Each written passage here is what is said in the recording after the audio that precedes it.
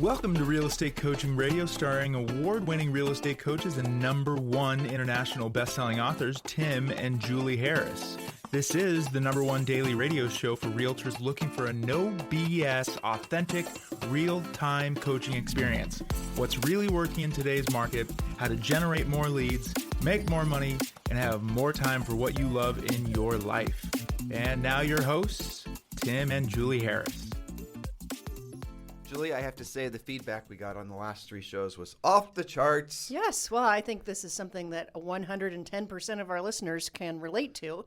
I don't know anybody that it just walks around going, oh, I'm stress-free all the time. Exactly. Well, people that are maybe medicated. It could be. That's true. Well, so we are going to round the bend. The last 3 shows were such a hit. It inspired, and all your feedback inspired Julie and I to really, I think, hit it home with giving you another way to approach how to manage your stress and your anxiety and all those types of things. Because let's be honest, guys, there are so many things in the world today that if you don't have the strongest of mindsets, it will consume you. There's more stress, more anxiety, more reasons to feel stress and anxiety at this point in my, dare I say, almost 52-year-old life, than I think I can ever remember happening at one time. I mean, I don't want to, run down the litany of reasons why you guys should be stressed. I know. I'm sure you have your own reasons, but really, there's so many different, sort of constructed and real things to be at least concerned about if you choose to have those things on your radar. They're going to oftentimes cause you to not necessarily be the best version of yourself. So this is something that we also have coached agents to use. And this is something I originally learned from Deepak Chopra, actually. And Julie researched it and found out actually this original 4-question process to, I think, de-stress your life was created by someone named Byron Katie. But we're going to go through that in a second. But here's the essence of it. These notes, by the way, all the notes for all of our podcasts are always waiting for you over at timandjulieharris.com. We also publish them on iTunes and Stitcher. Sometimes Spotify doesn't allow it, depending on how long our notes are. But what you guys hear Julie and I presenting, we have prepared for you both as a script outline, which is, again, ready for you to look at and download and use for your own reference, and also, obviously, the audio portion. And then over on YouTube, we've got a video portion going as well. So, point being, save this information because this is something that we've shared with coaching clients over the years, and we've used it ourselves. And I have to tell you, this is these 4 questions are an absolute miracle of clarity when you use them whenever you're feeling stressed. And that's the discipline, though, is you have to use these 4 questions whenever you're feeling stressed, because then what happens is you then stop being so, I think, accustomed to feeling stress all the time. And then when the stress does enter into your life, it feels abnormal versus right now, many of you have allowed stress to feel normal. I would agree with that, Tim. And I've heard lots of different people use this. Oprah's used this before. You mentioned Deepak Chopra. We're going to talk about the originator of this. I use it a lot in coaching. And I have to say, after coaching it a lot and doing podcasts with you on this and memorizing these 4 questions, I use it personally all the time. Me too. It's a great filter. It's very practical and applicable. It's not woo-woo at all. It's just very to the point. So those of you who like to take notes, this is a good time to get your note-taking, typing fingers or pencil ready. So this is 4 ways or 4 questions how to stop stress now, or you might think of these as filters to run your life by. So when you listen to our real estate and coaching podcast, you're going to learn about these 4 specific questions. All the suffering that goes on inside our minds is not reality, says Byron Katie. It's just a story that we torture ourselves with. She has a simple, completely replicable system for freeing ourselves of the thoughts that make us suffer. Quote, all war begins on paper, she explains. You write down your stressful thoughts and then ask yourself the following 4 questions. Remember from yesterday when we talked about the Stoics, the importance of writing stuff down. And we also talked about doing brain dumps. This is all within the same. The idea, guys, is that when you take what's in your head and you write it down in front of you, choose a comfortable pen. Julie bought me a really nice Mont Blanc pen a couple years ago for my birthday. So when I'm doing this exercise, which I do this usually 2 times a week with my to-dos, but also intermixed with my to-dos or other things that are just random stressors. And I write them all down on a yellow long legal pad. And then I go through it, and some of them that just are in my mind that I've written down, I don't consciously think, well, should I write this down? If it's in my mind, I write it down, and then I just scratch it off after I've gotten done with the list, because some of the things are just random and don't even make sense. They're just pieces of incomplete thoughts that are obviously taking up room that shouldn't be there. And so then I'm left with the things that are supposedly important, right? I say supposedly because they have to still prove themselves to be worthy of being on the next version of my list, which is the actual things I'm going to focus on. So then the filters I run through, those items are do it, delegate, or ditch it. So if it's something that I have to do that I can't do myself, which frankly nowadays is very few things because most of the things I do are delegated. But then the next thing is going to be delegate it, which is, I'd say 95% of the things show up on the delegate list. And then who am I going to delegate them to? How am I, what's the deadline for getting that particular thing done? If it's possible to have a deadline, a lot of things don't. They're just projects. And then the last one is the ditch it part. And I already told you what I do with the ditch it part. But all of these people, from the Stoics to, major religions to psychologists, not, woo-woo or not, pseudoscience, but all these people are essentially revolve around the same approach to stress, which is not allowing it to stay inside, to get it outside on a piece of paper where your hand is writing on a piece of paper, where you are now seeing the things that are causing your stress. Because when you do, I was about to swear. I know. Well, I will anyway. Those son of a bitch thoughts cannot consume you from the inside. Yes. You've put them on paper, you're looking at them, you're facing them down, and then all of a sudden they don't have the same pull over you. It's the unmanifested version of these thoughts in your head that cause you stress. Like, how are you feeling right now? Are you actually feeling stressed about things? And that's the first question I wrote down for you guys today. So start just so you could do this exercise and get the most out of it. And we're going to go relatively quick because this is not something that requires a lot of cerebral activity. So start with something that you're thinking of that's causing you stress. Now, please, I'm not trying to manifest stress in you. We're using this as an exercise. But there is something. Like I mentioned this earlier, you're carrying around things inside of you right now that are causing you stress, and you've just gotten so used to it, you've normalized it, you've just figured that maybe even consciously you don't even realize you're doing it, but subconsciously, again, it's become just another weight on your back. So think about something, if you wanted to really get to the heart of this, think about something, an emotion, a feeling, a stressor that you'd just rather not have in your life anymore. What would that be? Or maybe something is causing you stress. So, think about what that is. Don't manifest it. Don't go ahead and drill down on it. Just write it down. Just write it down. Or if you're driving or you're working out or you're going on a walk or whatever, just, have that thought pop in your head. And again, don't let that pop start to grow arms and legs and tentacles, right? Don't start, allowing it to swirl around in your head and create more stress, because otherwise you'll miss the point of this exercise. Julie Harris. Yes. So question number 1 after you wrote that thing down is this: is it true? And this question can change your life. Be still and ask yourself if the thought you wrote down is true. Now, you may be still believing that it's true. You may not be sure. So that brings us to question number 2. Can you absolutely know it's true? We're going to go through these, and then we're going to we're going to actually work an example for you guys, a typical real estate agent stressor. Yes. So question number 2, can you know that it's absolutely true? This is another opportunity to open your mind and go deeper into the unknown to find the answers that live beneath what you think you already know. Is it absolutely true? Like, would you just, is this the hill you're going to die on? Have you actually researched it using good sources? Have you asked for help to determine if something's true?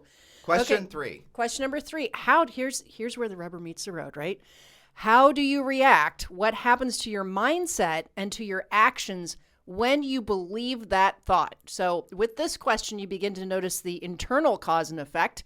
You can see that when you believe that thought, there's a disturbance that can range from mild discomfort to fear, panic, complacency. What do you actually feel? How do you treat the person or the situation you've written about? How do you treat yourself when you believe that thought? Make a list and be specific. And some of those things may be emotions, some of those may be actions, but how do you react when you're just wholeheartedly believing something specifically? And then question number 4, here's where the turnaround happens. Who would you be without that thought? So imagine yourself in the presence of that person or that situation without believing that thought. How would your life actually be different if you didn't have the ability to even think that stressful thought? How would you feel? Which do you prefer, life with or without the thought? Which feels kinder, more peaceful, more like your true self? That, I think, is the hardest question of the 4. Who would you be without the thought? So let's go through this. And if you guys hear what sounds like a pack of pissed off hornets in the background, it's because there's somebody with their leaf blower right outside our office window, and he seems to love to time his leaf blowing with our podcasting. But we've gotten used to it. We have. Just think of it as a friendly pack of hornets. It forces us to concentrate even more. How about Yes, that? indeed. All right, so let's take an example. Let's make an example, Julie. What's something that we'll have heard, or most of these guys will have been thinking right now? I can think of some easy ones, low-hanging fruit about stressors for agents. I'll give one. Okay.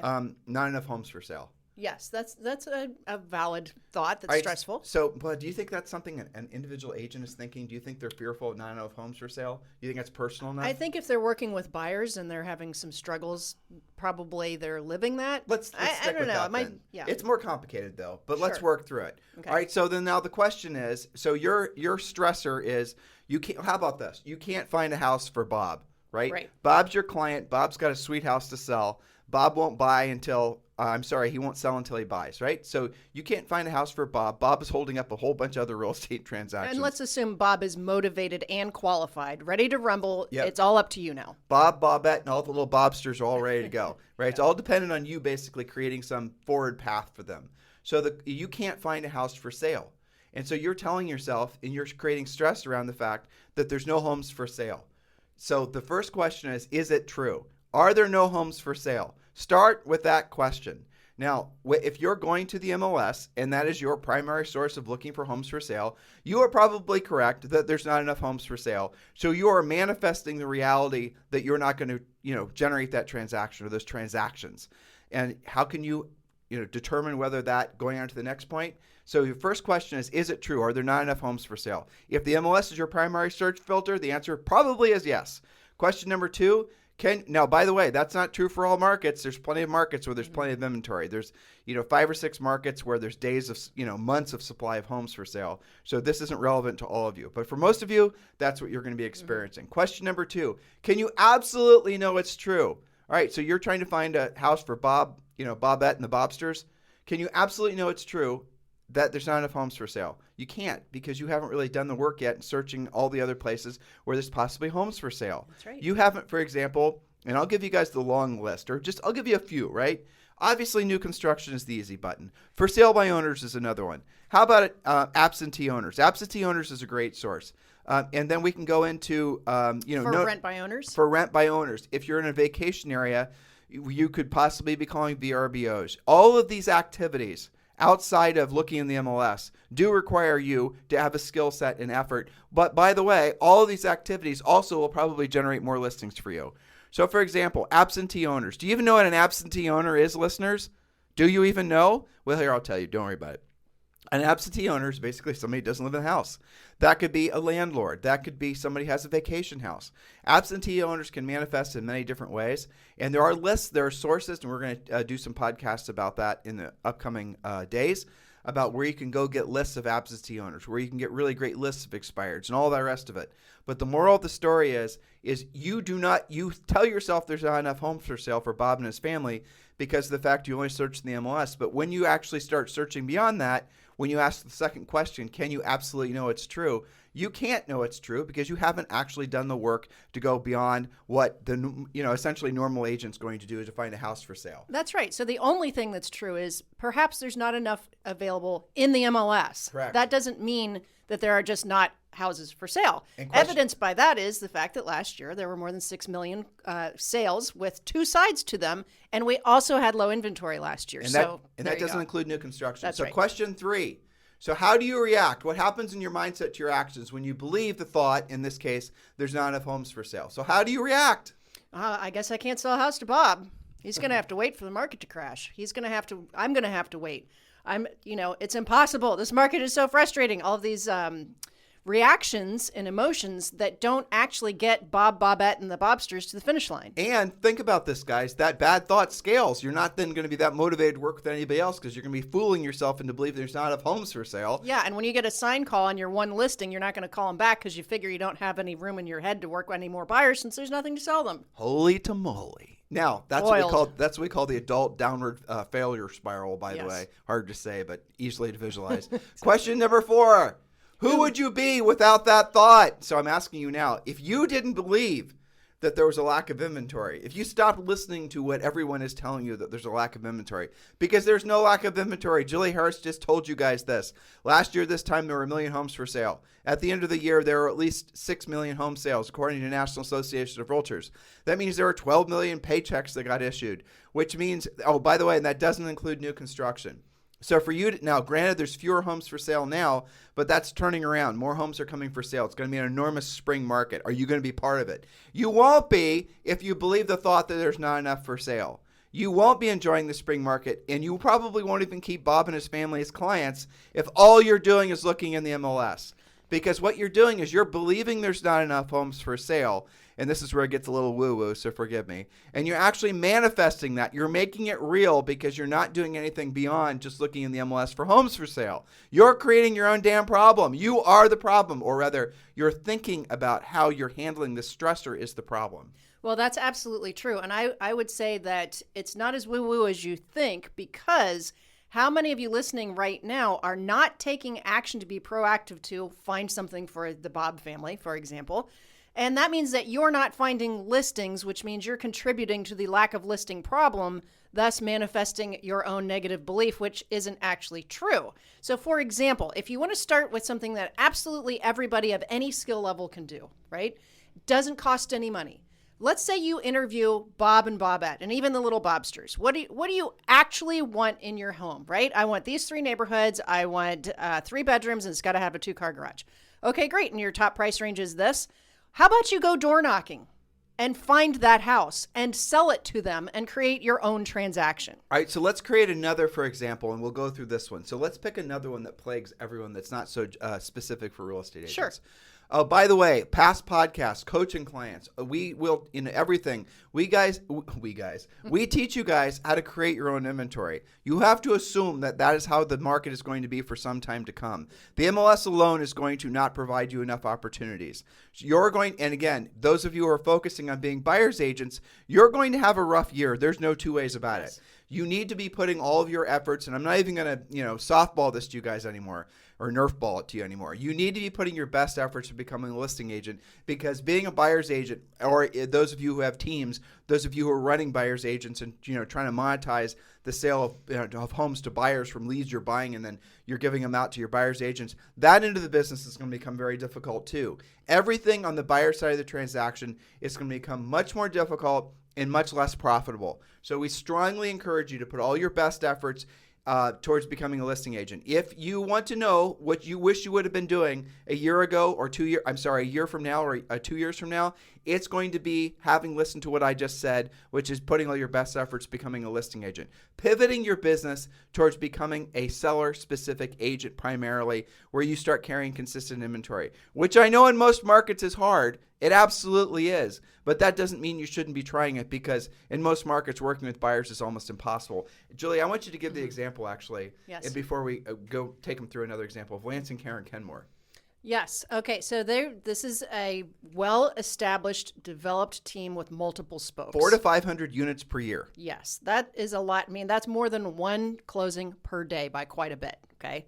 They know what they're doing. There's not new construction. This is just normal real estate transactions. Agents doing deal by deal. Singles, no base hits, no home runs, really. Just single hits. Yes. Now they have 3 listing partners that go on listing appointments all the time. They do carry, they're at about 20 listings in inventory. Some of it's land, some of it's normal residential. However, they also have 4 buyer specialists. Now, again, all of them highly trained. They know how to win when they're competitive. These are not newbies. We've coached many people in his team for 2 decades. Highly professional. Yeah, highly professional. So we can Excellent. assume that their skill level is good. Mm-hmm. All right. Now, because in their town they're operating at less than 50% of normal inventory, the buyer's agents, even though they're good, still, we are struggling to do that kind of 450 deals. So what are they doing? Now they're all prospecting their past clients, their center of influence, and they are doing listings as well. So what they did is they're pivoting and getting the buyer's agents being versatile. They're making the buyer's agents, asking kindly and incentivizing the buyer's agents to start being proactive lead generators opposed to just waiting around for the buyer leads to come. So Lance and Karen are getting ahead of the market because they see what direction it's going. You guys need to be doing the same thing. You can't wait. We have enough evidence. We're almost through third quarter, right? We're only a couple weeks through through First. first quarter, third month of first quarter is what I was Right. thinking. And so you have evidence that the world is not probably just going to magically rain oodles and oodles of inventory, but that's because you're so focused on the MLS. Actually, we're in the third day of the third month of That's what was in my 2022. head. You were- But see, Julie, you guys can tell Julie's getting older. She's about to have another birthday. Yeah, you can tell. And It's you guys sneaking are up on hearing me. you're hearing the aging process live. I need to up my caffeine. That's been my secret. I know, but the point is that you've got to break your addiction from just the MLS. We talked about that a bit yesterday. And the second thing I wanted to bring up, Tim, with this whole struggle that they're dealing with, this stress creator.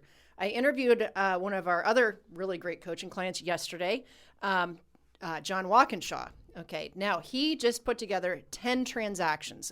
This first quarter, he's got 10 deals, right? All 10 were listings.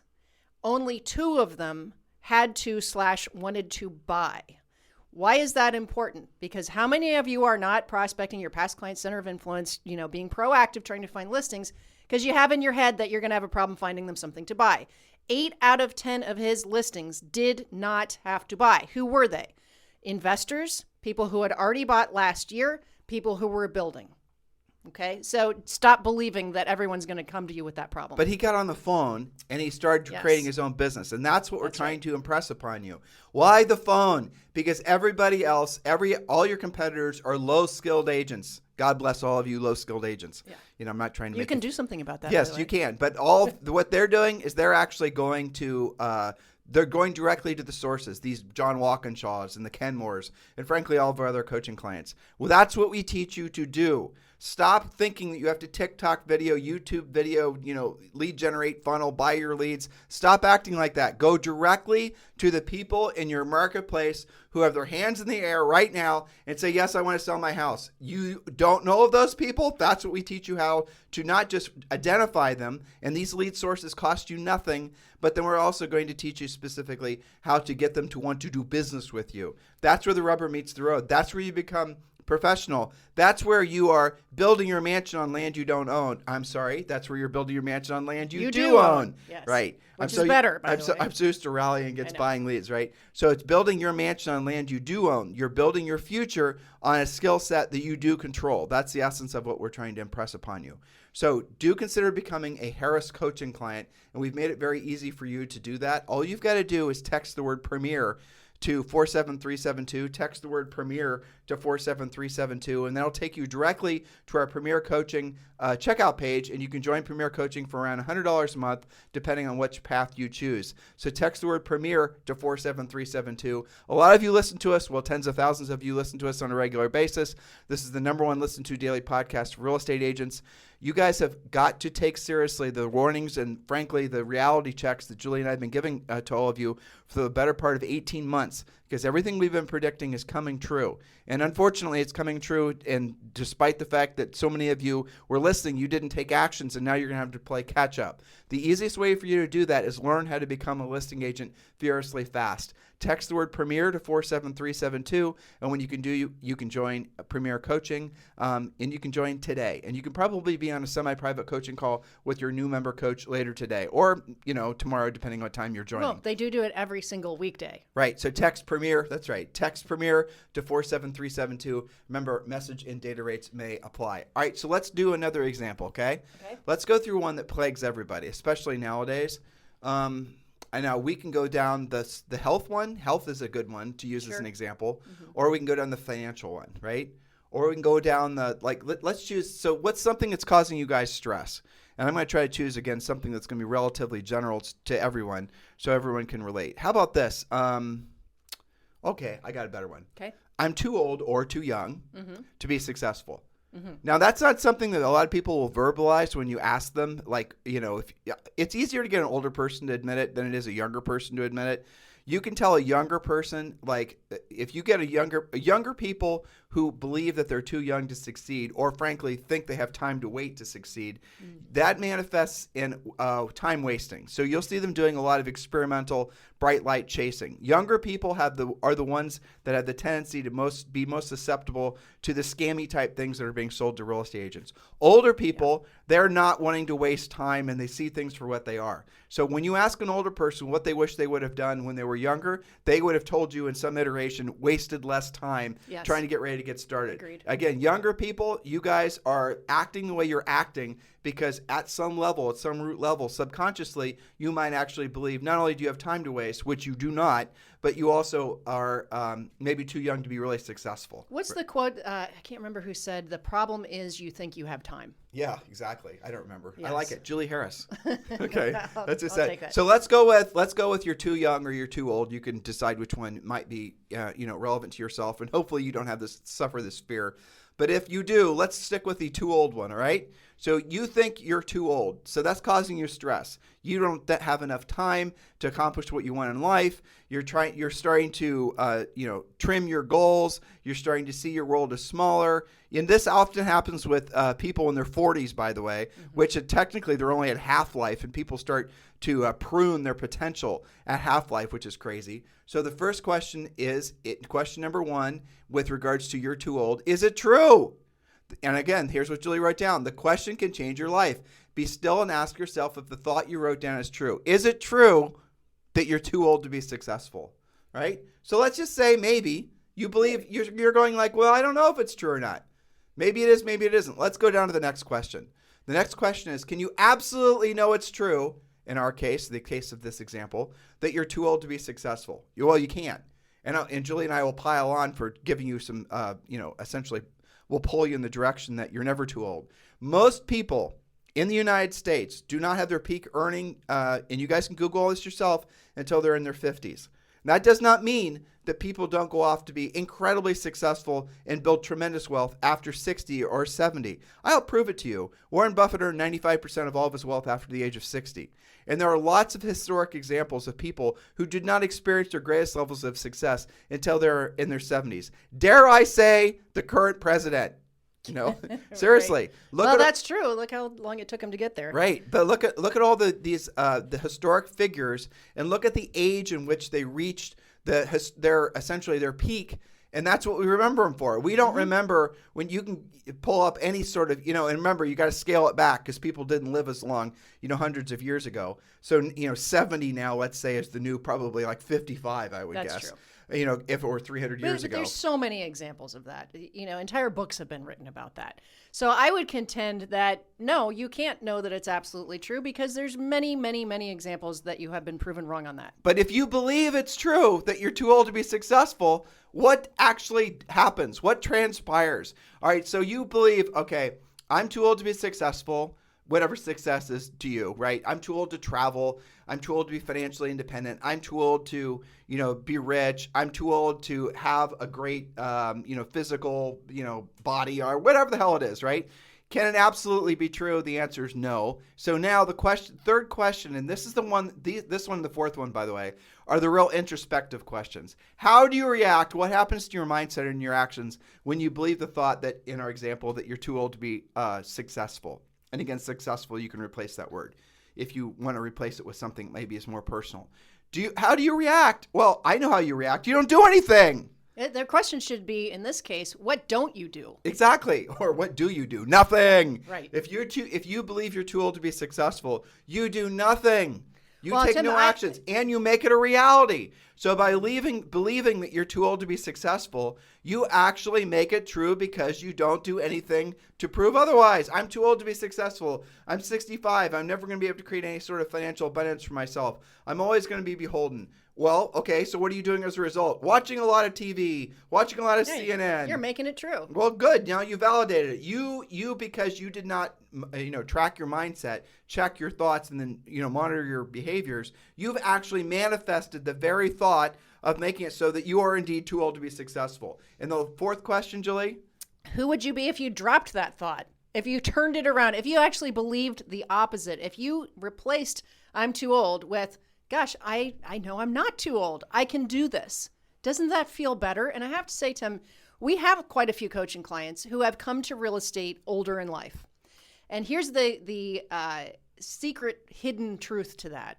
they are in a fantastic position because they are old enough to have assumed experience and skill and leadership, and they're still young enough to get the job done, right? So people younger than them look up to them, and people that are their peers trust them. Well, that in another little side benefit is that people will assume you've been in real estate for a long That's time what I'm because of your saying. age.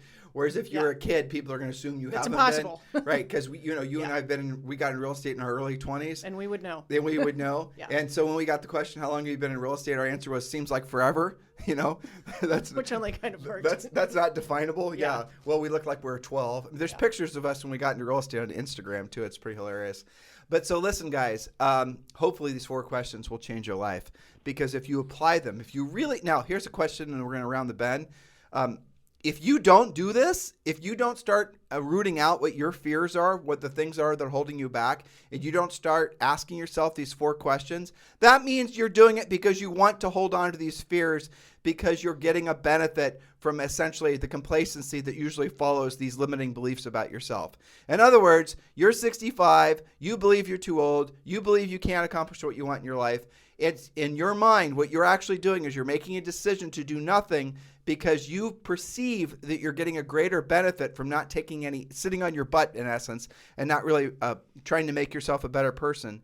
You're perceiving that is a greater benefit than what you would receive had you actually taken action to try to become a better person. Isn't that interesting? But that's really what it is, and it all goes to personal responsibility. So if you acknowledge the fact that I'm not taking this action, and then you say, I'm not taking this action because the benefit I'm getting from not taking this action is greater than the perceived benefit that I would have had I taken the action, that is choice. All of this is about choice. This is all these 4 questions, everything Julie and I talk about in our podcast, in our book, in our coaching program. It's always about choice. The choices you make, how you choose to, what thoughts you choose to allow to manifest and grow and expand in your brain, determine who you are.